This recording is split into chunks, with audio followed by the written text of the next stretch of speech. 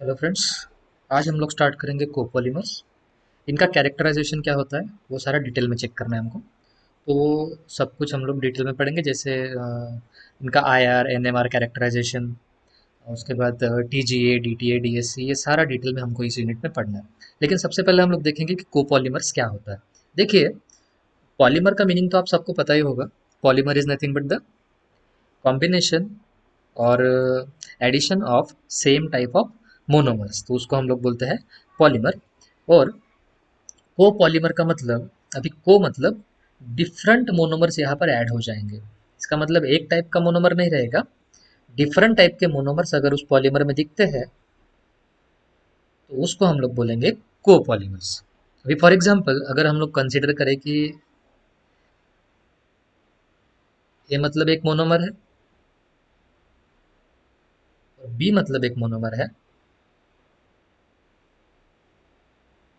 तो दोनों का कॉम्बिनेशन अलग अलग टाइप से हो सकता है, तो जिसके बाद हमको मिलेंगे डिफरेंट डिफरेंट टाइप के कोपॉलीमर्स। तो अब ये कोपॉलीमर्स क्या होते हैं, कौन से टाइप्स के होते हैं, उनका क्लासिफिकेशन हम लोग देखेंगे, that is called as types of copolymers. देखिए, यहाँ पर लिखा है रैंडम कोपॉलीमर। अभी रैंडम कोपॉलीमर का मतलब क्या होता है, देखिए, जैसे फॉर एग्जांपल ए और बी अगर हमको अरेंज करने हैं तो हम लोग किसी भी रैंडमाइज ऑर्डर में इसको अरेंज कर लेंगे। जैसे शुरुआत में हम लोगों ने कुछ ए ले लिए, उसके बाद बी ले लिए, उसके बाद कुछ एक बार ए ले लिया, उसके बाद एक बार बी ले लिया, ऐसे कुछ भी रैंडम ऑर्डर में इनको अरेंज कर लेंगे, तो इसको हम लोग बोल सकते हैं रैंडम कोपॉलीमर। यहाँ पर आपको एक ही बात याद रखनी है, इनका जो ऑर्डर रहेगा वो कोई स्पेसिफिक ऑर्डर नहीं रहेगा, किसी भी टाइप से किसी भी ऑर्डर में ये अरेंज हो जाएंगे, तो इनको हम लोग बोलेंगे रैंडम कोपॉलीमर। जो सेकंड टाइप आता है that is called alternating copolymer. अभी अल्टरनेटिंग कोपॉलीमर का मतलब क्या होगा, ये जो अरेंज होंगे तो अरेंजमेंट इनकी एकदम अल्टरनेट रहेगी। अल्टरनेट मतलब शुरुआत में ए रहेगा, उसके बाद बी रहेगा, उसके बाद ए रहेगा, उसके बाद बी, फिर से ए, फिर से बी। यहाँ पर आपको एक बात याद रखनी है, यहाँ पर जो इनका प्रपोर्शन रहेगा वो प्रपोर्शन जो है बिल्कुल सेम रहेगा। जितने क्वांटिटी में आपको ए दिखेंगे उतने ही क्वांटिटी में आपको बी दिखेंगे, तो इसको हम लोग बोलेंगे रैंडम कोपॉलीमर। उसके बाद है ब्लॉक कोपॉलीमर। ब्लॉक कोपॉलीमर का मतलब क्या होता है समझने की कोशिश करते हैं। देखिए, कुछ ए के ब्लॉक्स रहेंगे, फॉर एग्जांपल ये ए का एक ब्लॉक हो गया, उसके बाद बी का ब्लॉक दिखेगा आपको, उसके बाद फिर से ए का ब्लॉक दिखेगा, फिर से बी का ब्लॉक दिखेगा, तो इसको बोलते हैं ब्लॉक कोपॉलीमर। देखिए, जैसे यहाँ पर एक ब्लॉक बन गया ए का, बी का फिर से ब्लॉक बन गया, फिर से ए का ब्लॉक बन गया, फिर से बी का। अभी जरूरी नहीं है कि ये जो नंबर है वो नंबर सेम रहे हर बार, नंबर डिफरेंट हो सकते हैं, लेकिन आपको हमेशा इनके ब्लॉक्स दिखेंगे कंटिन्यूअसली, तो इसको हम लोग बोलेंगे ब्लॉक कोपॉलीमर। उसके बाद आता है ग्राफ्ट कोपॉलीमर। अभी ग्राफ्ट कोपॉलीमर क्या होता है ये थोड़ा समझने की कोशिश करते हैं। यहाँ पर जो रहेगा एक टाइप का मोनोमर रहेगा, जैसे फॉर एग्जांपल ए की एक चेन रहेगी और ए की चेन में कुछ पर्टिकुलर जगह पे बी जो है वो ब्रांचेस बनाएगा।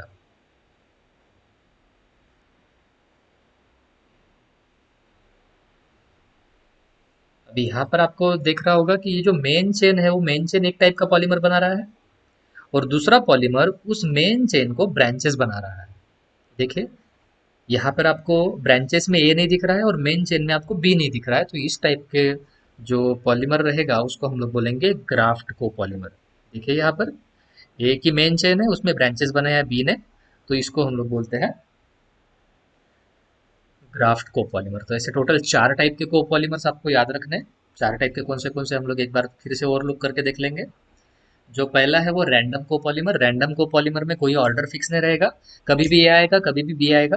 और जनरली हम लोग जो कोपॉलीमर इंडिकेट करेंगे, जो दिखाने की कोशिश करेंगे, वो हमेशा दो टाइप के मोनोमर से ही हम लोग समझने की कोशिश करेंगे, इसलिए हम लोगों ने दो टाइप के मोनोमर लिए हैं, ए और बी टाइप के। तो देखिए, रैंडम में क्या हो रहा है, कोई ऑर्डर स्पेसिफिक नहीं है, कभी भी ए आ रहा है, कभी भी बी आ रहा है।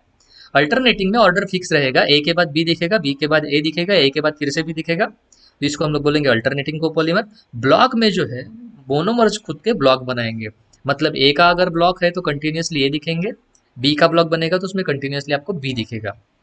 उसके बाद आता है ग्राफ्ट कोपॉलीमर। ग्राफ्ट में एक मेन चेन रहेगी, मेन चेन में जो ब्रांचेस बनेगा, ब्रांचेस दूसरे टाइप का मोनोमर बनाएगा, तो उसको हम लोग बोलेंगे क्राफ्ट कोपॉलीमर। अभी देखते हैं कोपॉलीमराइजेशन। देखिए जनरल रिप्रेजेंटेशन जो है कोपॉलीमर का ये इस टाइप का होता है। जैसे फॉर एग्जांपल ये रहेगा ए, उसके बाद ए बी, उसके बाद बी ए, और उसके बाद बी बी। ये सारे के सारे टाइप जो है वो कोपॉलीमर के रहेंगे। लेकिन इसमें देखिए अभी ये जो रिएक्शन दिखाई गई है, x number of A plus Y number of b that gives copolymer. जो कोपॉलीमर में देखिए अभी ए दिख रहा है, कुछ कुछ बी दिख रहे हैं, कुछ ए दिख रहे हैं, कंटिन्यूअसली एक चेन में बन चुके हैं सारे के सारे। तो ये उसका जनरल रिप्रेजेंटेशन है। अभी पॉलीमराइजेशन क्या होता है देखते हैं। देखिए the process of formation of polymer from monomer, यानी यहाँ पर पॉलीमर का जब फॉर्मेशन होता है मोनोमर से, तो उस प्रोसेस को हम लोग बोलते हैं पॉलीमराइजेशन।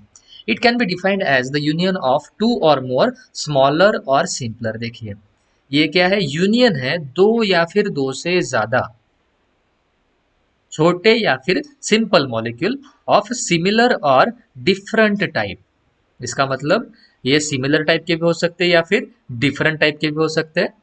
दो या फिर दो से ज्यादा छोटे या फिर सिंपलर मॉलिक्यूल जो सिमिलर होंगे या फिर डिफरेंट होंगे, विद और विदाउट एलिमिनेशन ऑफ वाटर। यानी एक तो वहां पर वाटर का एलिमिनेशन होगा या फिर वाटर का एलिमिनेशन नहीं भी होगा, leading to the formation of new bonds और लिंकेज।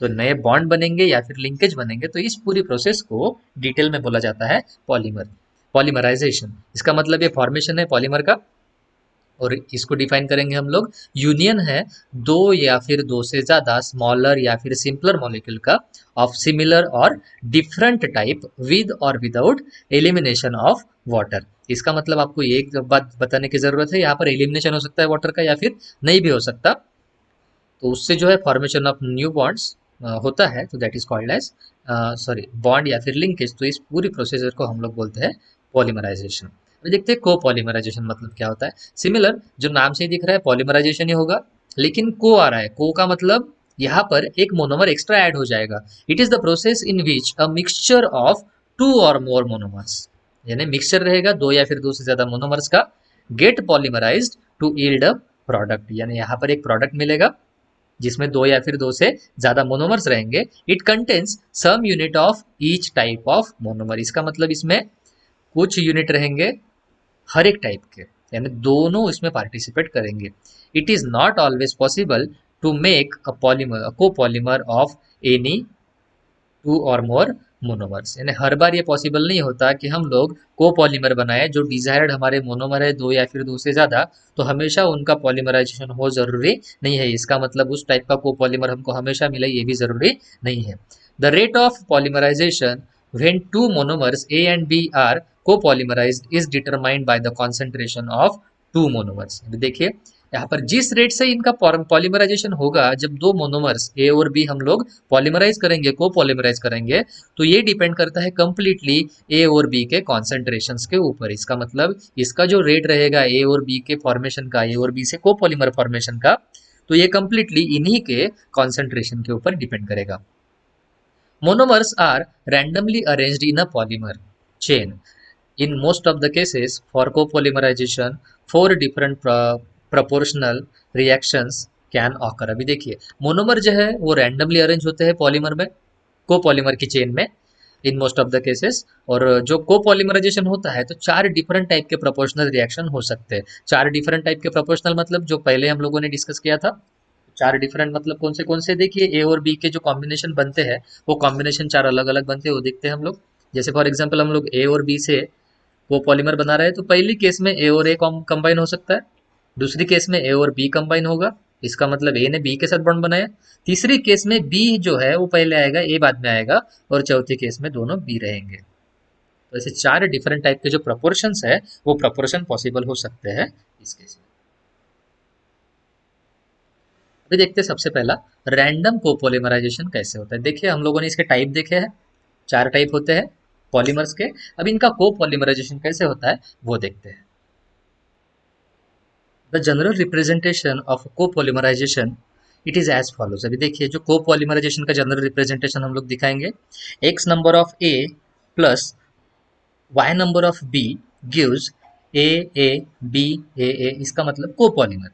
मोनोमरिक unit arranged randomly. अभी यहाँ पर जो मोनोमरिक यूनिट्स है सारे के सारे वो रैंडमली अरेंज होते हैं in A B ratio, A is to B ratio, and the sorry X is to Y जो रहेगा वो ए टू बी रेशो रहेगा, and the randomness is followed to be depend on the quantity of the individual monomer। अभी यहाँ पर जो randomness रहेगी ए और बी की, ए कितनी बार आएगा बी कितनी बार आएगा, उनका रैंडमनेस जो रहेगा वो रैंडमनेस डिपेंड करता है जो क्वांटिटी हम लोगों ने ली है इंडिविजुअल मोनोमर के उसके ऊपर डिपेंड करेगा।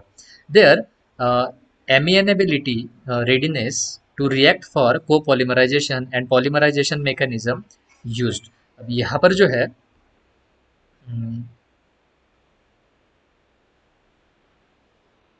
in polymerization reaction, a number of monomers right to form a large molecule with an elementary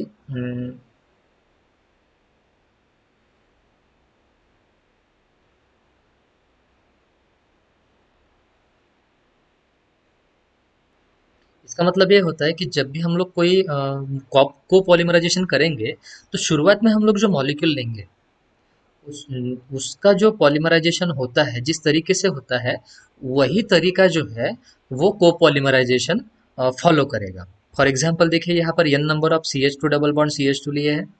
इसका जब हम लोग को पॉलीमराइजेशन करेंगे या फिर पॉलीमराइजे इसका जो पॉलीमराइजेशन होता है वो तरीका हमको देख लेना है पहले। देखिए यहाँ पर सिंगल बॉन्डेड कन्वर्ट हो चुका है, यहाँ पर n आएगा बेस पे, तो इसका पॉलीमराइजेशन जो होता है इसमें साइड प्रोडक्ट नहीं मिलता है।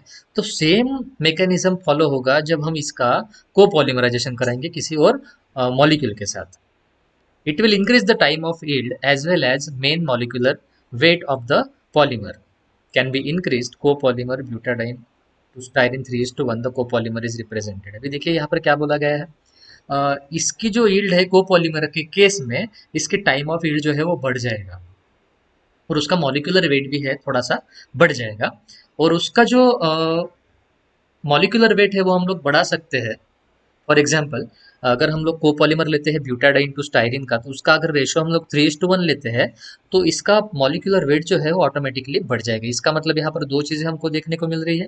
एक तो ये है कि अगर हम लोग सेम टाइप का मोनोमर लेकर उसका पॉलीमर का रेट देखें या फिर कोपॉलीमर का, तो ऑब्वियस है कोपॉलीमराइजेशन में उसका जो टाइम ऑफ यील्ड है वो बढ़ जाता है।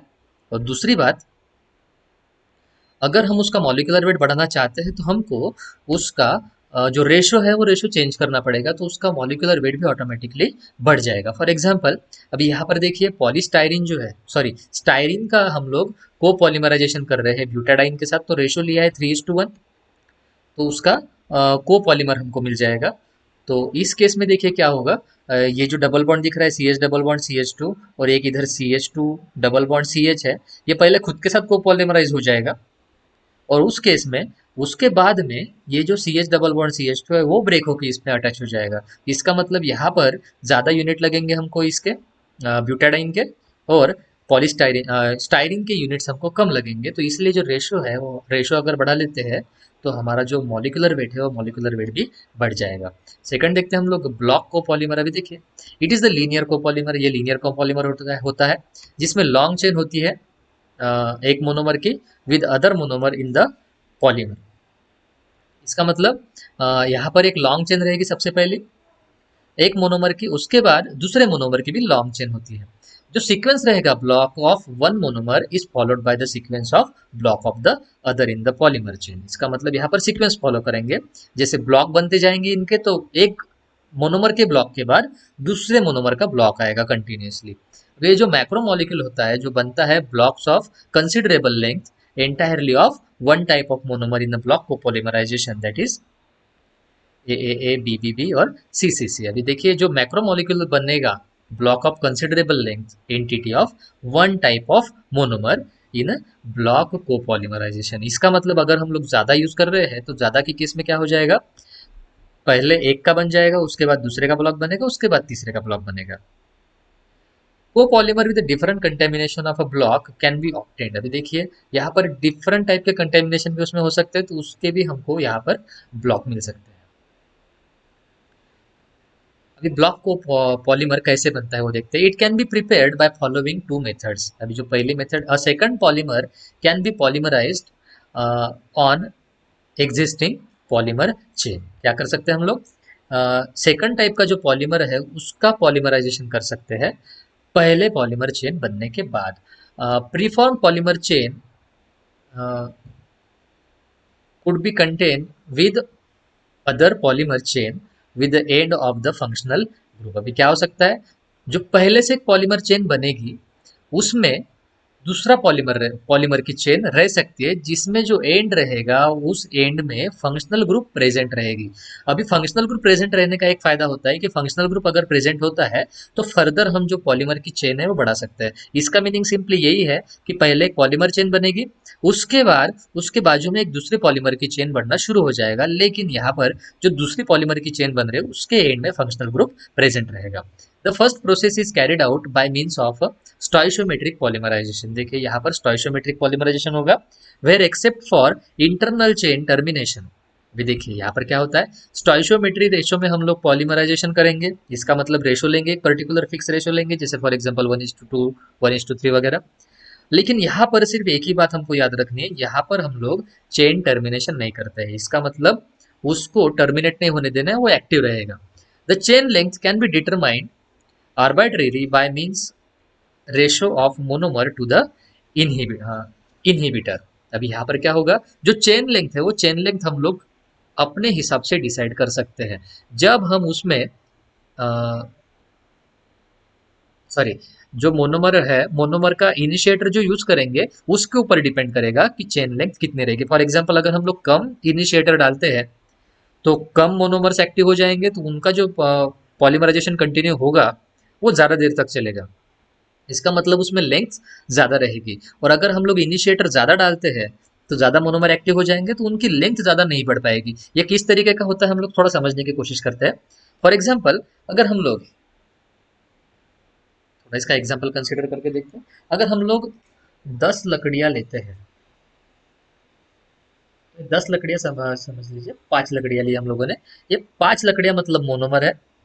और अगर हम इसमें 5 इनिशिएटर डालते हैं तो सारे के सारे एक्टिव हो जाएंगे। इसका मतलब इसका टर्मिनेशन जल्दी हो जाएगा, रिएक्शन जल्दी खत्म हो जाएगी। लेकिन अगर हम सिर्फ एक ही इनिशिएटर डालते हैं तो वो सिर्फ एक को ही एक्टिव कर पाएगा। इसका मतलब इसके साथ बाकी जुड़ते चले जाएंगे, तो ये चेन की लेंथ जो है 5 मोनोमर मॉलिक्यूल वाली हो जाएगी। कब? जब हम लोगों ने इनिशिएटर कम डाला। लेकिन अगर हम लोग इसमें 2 इनिशिएटर डालते हैं, इसका मतलब इनिशिएटर हम लोगों ने बढ़ा दिया, तो उस केस में क्या हो जाएगा, ये पहला एक्टिव हो जाएगा और ये लास्ट वाला एक्टिव हो जाएगा। तो इस केस में ये चेन लेंथ जो है, पहले इसमें 3 मॉलिक्यूल, दूसरे इसमें 2 मॉलिक्यूल दिखेंगे हमको। इसका मतलब जो है, जो आपकी चेन लेंथ है वो किसके ऊपर डिपेंड करेगी, वो डिपेंड करेगी आपने कितना इनिशिएटर डाला है। जितना कम इनिशिएटर डालोगे उतना ही आपका जो चेन लेंथ है वो चेन लेंथ ज्यादा मिलेगा। Polymerization of alpha methyl styrene with the phenyl lithium when styrene is added. अभी देखिए यहाँ पर एक पॉलीमराइजेशन कंसिडर किया है अल्फा मिथिल स्टायरीन का। अल्फा मिथिल स्टाइरिन का मतलब सिंपल लैंग्वेज में, जो पहला कार्बन है उसमें एक मिथिल ग्रुप है, बाकी वो एज इट इज स्टाइरिन जैसा ही मॉलिक्यूल है। और इसके साथ पॉलीमराइजेशन करना है हमको फिनिल लिथियम का। व्हेन सॉरी, ये इनिशिएटर होगा। When styrene is added the chain continues to grow without recognizing the chain in the monomer. अभी जैसे हम लोग इसको ऐड करते हैं तो चेन बढ़ना शुरू हो जाती है, लेकिन यहाँ पर वो कितना बढ़ेगा इसकी कोई गारंटी नहीं होती है। Without recognizing the chain in monomer, यानी मोनोमर में कौन सी चेन है वो रिकॉग्नाइज हम लोग नहीं कर सकते, वो कितना भी बढ़ सकता है। कब? जब हम लोगों ने फिनिल लिथियम ऐड किया कम क्वांटिटी में तब।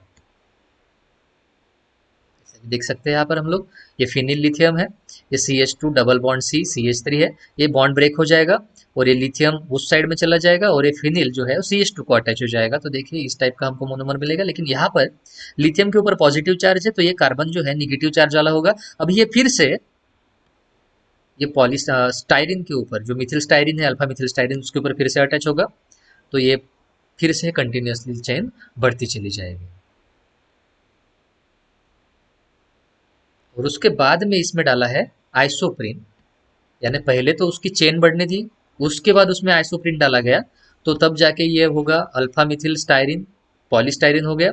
उसके बाद वो आया पॉली आइसोप्रीन। इसका मतलब हम लोगों ने क्या किया, पहले एक टाइप का मोनोमर जो है उसकी पॉलीमराइजेशन होने दी, उसके बाद हम लोगों ने जो सेकंड टाइप का मोनोमर है वो मोनोमर ऐड करना चाहा, वो मोनोमर का पॉलीमराइजेशन हुआ था तो उसके बाद जाके हमको ये ग्राफ्ट वाला पॉलीमर मिला। Isoprene of butadiene can also be use instead of styrene. अगर स्टायरिन नहीं मिलता है तो हम लोग ब्यूटाडाइन भी यूज कर सकते हैं, which can be added one after the another. Certain sequence has to be followed. Same sequence हमको यहाँ पर मिलेगा, so that the basicity of the chain is never less than that of the new one which is produced by addition of next monomer। अभी ये कुछ ज़्यादा काम का नहीं है, यहाँ पर आपको सिर्फ एक ही बात याद रखनी है, आप अगर मोनोमर भी चेंज करते हो तो भी जो पॉलीमर है उसकी प्रॉपर्टी चेंज नहीं होगी, उसका जो मैकेनिज्म है वो मैकेनिज्म सेम फॉलो होगा। If we use sodium naphthalene as the chain initiator, then the chain growth both the direction of block copolymer is formed। अभी देखिए यहाँ पर क्या प्रॉब्लम आ रही है। अगर हम लोगों ने सोडियम नेफ्थेलिन यूज किया, जैसे ये वहाँ पर हम लोगों ने फिनिल लिथियम यूज किया था, यहाँ पर अगर सोडियम नेफ्थेलिन यूज करते हैं तो जो चेन इनिशिएशन है दोनों साइड में फॉर्म हो जाएगा, and block copolymer is formed with primary with middle. अभी देखिए यहाँ पर क्या होगा, जो दोनों साइड में डायरेक्शन में फॉर्म हो रहा है तो इसका मतलब जो प्राइमरी चेन फॉर्म होगी, प्राइमरी ब्लॉक जो फॉर्म होगा हमारा, वो प्राइमरी ब्लॉक मिडल में फॉर्म होगा। इसका मतलब उसके लेफ्ट हैंड साइड में और राइट हैंड साइड में, जैसे हम लोग कंसिडर करके चलते हैं, फॉर एग्जांपल अगर हम लोग फिनिल का कंसिडर करके चलते हैं तो इस केस में क्या होता है देखते हैं। जैसे हम लोगों ने स्टायरिन लिया,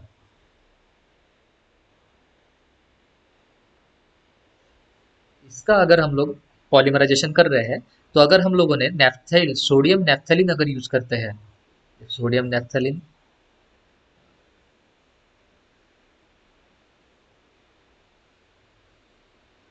इस टाइप का, तो ये ब्रेक हो जाएगा। लेकिन इसमें प्रॉब्लम एक आती है कि ये जो बॉन्ड ब्रेक होता है ये दोनों साइड से एक्टिव रहेगी। इसका मतलब फिनिल लिथियम के केस में नहीं, लेकिन अगर सोडियम हम लोग सोडियम नेफ्थेलिन यूज करते हैं तो उस केस में दोनों साइड से एक्टिव हो जाएगी चेन, तो इस साइड में भी बढ़ती चली जाएगी, दूसरी साइड में भी बढ़ती चली जाएगी। तो ऑटोमेटिकली जो हमारा हम लोगों ने मोनोमर लिया था प्राइमरी, वो प्राइमरी मोनोमर आपके को पॉलीमर चेन के मिडल में चला जाएगा। तो आपको सिर्फ एक एग्जांपल याद रखना है, नेफ्थेलिन सोडियम नेफ्थेलिन वाला, तो आपका जो पॉलीमर है वो मिडल में चला जाएगा। Example is polystyrene polymethyl styrene. In second procedure, अभी सेकंड प्रोसीजर देखते हैं। We start with the formed polymer, pre-formed polymer chain that is combined end of functional group। अभी हम लोग क्या करते हैं इस केस में, जो है हम लोग पहले से फॉर्म हुई एक पॉलीमर की चेन लेंगे जिसमें हम लोग combine end of functional group लेते हैं। The reactive polymeric addition of polymers carbo polyacrylate can be obtained in this polymerization with the azocatalytic uh, ring carboxyl group as under. अभी देखिए इस केस में क्या होता है, सिंपल लैंग्वेज में बात करें तो पहले से फॉर्म हुई हम लोग एक पॉलीमर की चेन लेंगे, उसमें एंड में फंक्शनल ग्रुप प्रेजेंट रहेगा। अभी जब हम इसकी एडिशन करना शुरू करेंगे तो चेन जो है नए पॉलीमर, नए मोनोमर या नए पॉलीमर को लेके दोनों साइड में शुरू हो जाएगी। जो एग्जाम्पल है वो एग्जाम्पल थोड़ा क्लियरली दिख नहीं रहा है इस केस में, लेकिन यहाँ पर हम लोग समझ सकते हैं। ये पहले एक मोनोमर लिया है, उसके बाद इसमें जो है इनिशिएटर ऐड किया गया है, तो जब इसका पॉलीमराइजेशन होगा तो ये वाला जो मॉलिक्यूल है वो बीच में रह जाएगा और बाकी दोनों साइड में इसके पॉलीमराइजेशन स्टार्ट हो जाएगा। तो ये जब बुक से पढ़ेंगे हम लोग ऑफलाइन लेक्चर में या फिर रियल टाइम में जब हम लोग पढ़ेंगे तो तब इसको मैं थोड़ा डिटेल में आपको समझा के दूंगा। ग्राफ्टिंग को पॉलीमर देखते हैं। देखिए यहाँ पर जो है ब्रांचेस बनते हैं पॉलीमर्स के, and they are made up of main homopolymer. अभी देखिए यहाँ पर ब्रांचेस बनाएंगे हम लोग कोपॉलीमर के फॉर्म में, लेकिन यहाँ पर एक बात याद रखनी है आपको, एक होमोपॉलीमर लेना है। होमोपॉलीमर मतलब ये एक ही कंटिन्यूस चेन रहेगी, उसके ऊपर दूसरे टाइप का मोनोमर आके फिट हो जाएगा, खुद की पॉलीमर की चेन बनाएगा। इसका मतलब एक ही हम लोगों ने होमोपॉलीमर बना लिया, बी का हम लोगों को फिर से पॉलीमर बनाना है होमो टाइप का, लेकिन वो बी टाइप का जो होमो पॉलीमर है वो ए के ऊपर ब्रांचेस बनाएगा। Chain with the branches of another type of homo polymer, they are represented as follows. अभी देखिए ग्राफ्ट को पॉलीमर और branched copolymer in which monomer on the segment of backbone are different. अभी देखिए यहाँ पर जो backbone में रहेंगे वो मोनोमर डिफरेंट रहेंगे, वो चेन में जो रहेंगे वो मोनोमर डिफरेंट रहेंगे। The main chain is chemically different from the branched in case of graft copolymer. यहाँ पर जो है, जो मेन चेन रहेगी वो केमिकली भी डिफरेंट होती है as compare to branched. The chemical nature, length and concentration of a side chain mainly different in each case and can be represented as follows। अभी यहाँ पर क्या बताया गया है, जो केमिकल नेचर है, लेंथ है और कॉन्सेंट्रेशन है साइड चेन का। साइड चेन का मतलब जो हम लोगों ने बी लगा रखा है, ये बी का केमिकल नेचर हो गया, बी की लेंथ कितनी बढ़ेगी वो, या फिर उसका जो कॉन्सेंट्रेशन है वो कॉन्सेंट्रेशन वो हर केस में डिफरेंट रहेगा। और उसको हम लोग ऐसे इस तरीके से दिखा सकते हैं। ये तरीका मतलब क्या है, देखिए एक कंटिन्यूअस चेन बनी है एक ही होमोपॉलीमर की, उसके ऊपर देखिए बी लगा है। अभी इस केस में क्या हो रहा है, जो बी की लेंथ है वो बी की लेंथ हर बार अलग अलग है। ये किस तरीके का है, जो हम लोग दिवाली में वगैरह हार वगैरह बनाते हैं तो एक मेन चेन होती है, उसमें हम लोग कुछ लटका देते हैं, तो हर बार उसकी लेंथ जो है वो हैरी होती है। जैसे फॉर एग्जांपल हम लोग इसको कंसिडर करके देख सकते हैं।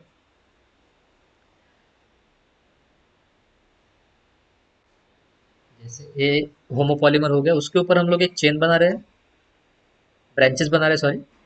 तो ब्रांचेस बनाते समय एक बात याद रखनी है, हर बार ये देखिए फॉर एग्जांपल ये ब्रांच बनी है, दूसरी ब्रांच, ये जो चेन चल रही है वो ए टाइप की है, जो ब्रांचेस बने हैं वो बी टाइप के बने हैं। तो जो ब्रांचेस है वो ब्रांचेस का केमिकल नेचर अलग रहेगा हर बार, उसकी लेंथ देखिए हर बार वेरी हो रही है, और उसका जो कॉन्सेंट्रेशन है कॉन्सेंट्रेशन भी हर बार चेंज होगा। कॉन्सेंट्रेशन का मतलब ये जो बीच में लेंथ छुटी है वो लेंथ हर बार डिफरेंट रहेगी, that will be known as concentration. तो बीच में जो लेंथ छूटेगी वो लेंथ भी हर बार अलग अलग रहेगी। We can attach large number of base polymer of graft copolymerization. The structure of graft copolymer molecule may be different depending on the ratio of component। अभी हम लोग क्या कर सकते हैं, large number of base polymer जो है graft को पॉलीमराइजेशन में वो लगा सकते हैं। तो जो स्ट्रक्चर रहेगा ग्राफ्ट को पॉलीमर मॉलिक्यूल का वो डिफरेंट रह सकता है हर केस में, depending on the ratio of component. हम लोगों ने कितने रेशियो में वो कंपोनेंट लिए है उसके ऊपर डिपेंड करेगा। द डेंसिटी ऑफ ग्राफ्टिंग, अभी डेंसिटी ऑफ ग्राफ्टिंग मतलब जो मैंने अभी थोड़ी देर पहले बताया वही concentration. The length of a side chain and by method it was form. अब ये जो सारी चीजें हैं वो सारी चीजें वेरी करेगी हर बार, जैसे डेंसिटी ऑफ ग्राफ्टिंग भी वेरी करेगी, उसके बाद the length of side chain भी वेरी होगा, और the method by which it was form ये भी हर बार वेरी करेगा। यानी इसी के ऊपर डिपेंड करेगा कि आपका जो ग्राफ्ट को पॉलीमर है वो किस टाइप का मिलेगा।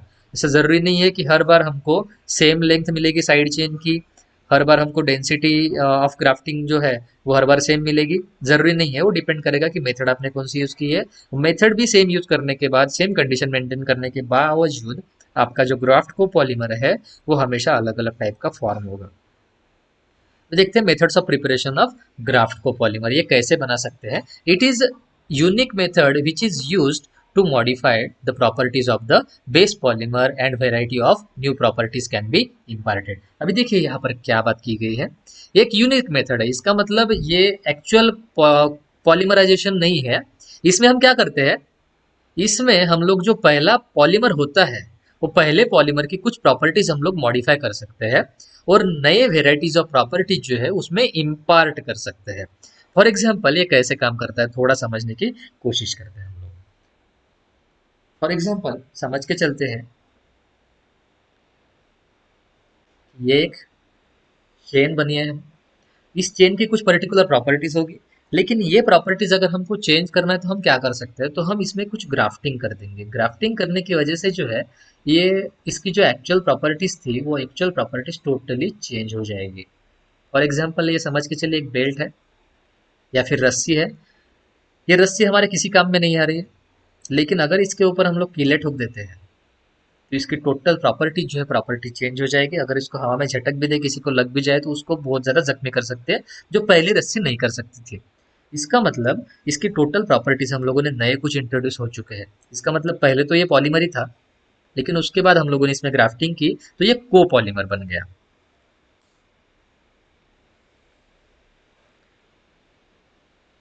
पहली मेथड है ग्राफ्टिंग, अभी ग्राफ्टिंग देखते हैं।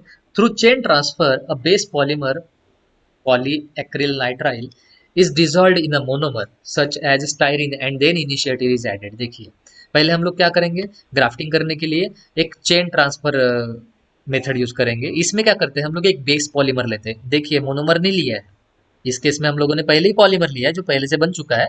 जैसे हम लोगों ने लिया पॉलीएक्रिलोनाइट्राइल, इसको हम लोग डिसॉल्व करेंगे मोनोमर में। देखिए पॉलीमर लिया है, पॉलीमर को जिसकी ब्रांचेस लगानी है उसको बोलेंगे मोनोमर। अभी उस मोनोमर में इसको डिसॉल्व करेंगे। जैसे फॉर एग्जांपल अगर हम लोग पॉली एक्रिलोनाइट्राइल में स्टायरिन की ब्रांचेस लगाना चाहते हैं, स्टायरिन को ग्राफ्टिंग करना चाहते हैं, तो हम लोग इसको पहले लेंगे और स्टायरिन में इसको डिसॉल्व कर देंगे। अब ये सिर्फ डिसॉल्व हो चुका है, रिएक्शन स्टार्ट नहीं हुए है। उसके बाद इनिशिएटर हम लोग ऐड करेंगे, एडेड। जैसे फॉर एग्जांपल कुछ मेटल्स ऐड कर सकते हैं या फिर नॉन मेटल्स या ऐड कर सकते हैं एज ए इनिशिएटर। जैसे for example Mn3 positive, Cr6 positive, V5 positive, Fe3 positive, या फिर परॉक्सी, मैं पढ़ नहीं पा रहा हूँ। तो ये टाइप के जो आयंस है, इस टाइप के ions as a initiator use कर सकते हैं। तो देखिए ग्राफ्टिंग मेथड में क्या कर रहे हैं हम लोग, पहले हम लोगों ने एक पॉलीमर की चेन लिए, पॉलीमर की चेन लेने के बाद उसमें उसको डिसॉल्व कर लिया हम लोगों ने मोनोमर में, जो मोनोमर था हमारा स्टायरिन। उसके बाद उसमें इनिशिएटर ऐड किया गया है। अभी ये किस तरीके से काम करेगा देखते हैं। जैसे फॉर एग्जाम्पल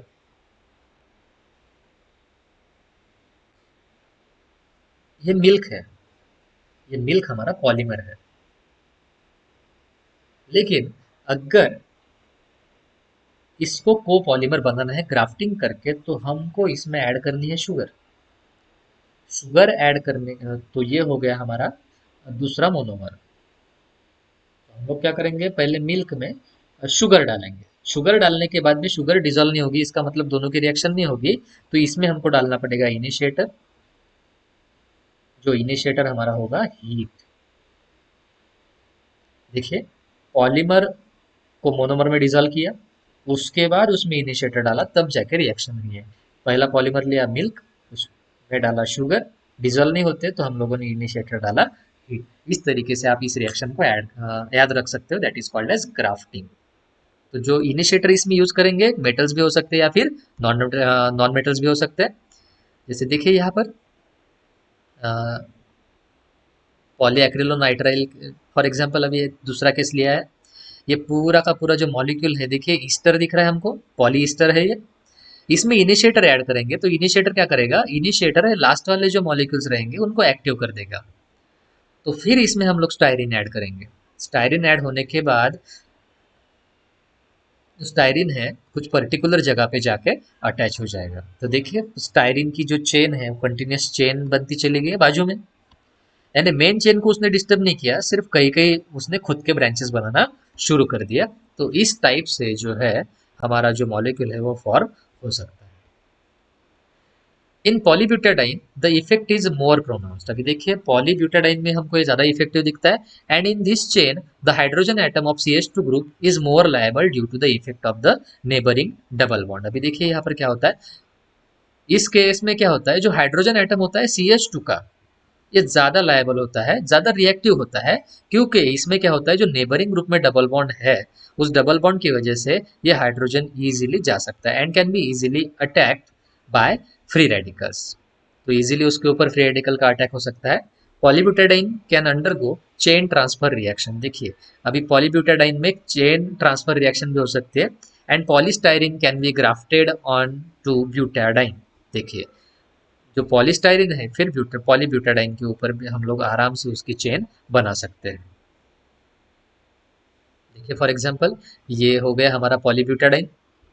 अभी पॉलीब्यूटाडाइन में इनिशिएटर ऐड करने के बाद स्टायरिन लगना शुरू हो जाएगा। तो जो स्टायरिन की चेन है, देखिए पॉलीब्यूटाडाइन की चेन डिस्टर्ब नहीं हुई, स्टायरिन की चेन बाजू में बनना शुरू हो गया। इसके नेक्स्ट वाला टॉपिक जो हम लोग नेक्स्ट लेक्चर में देखेंगे।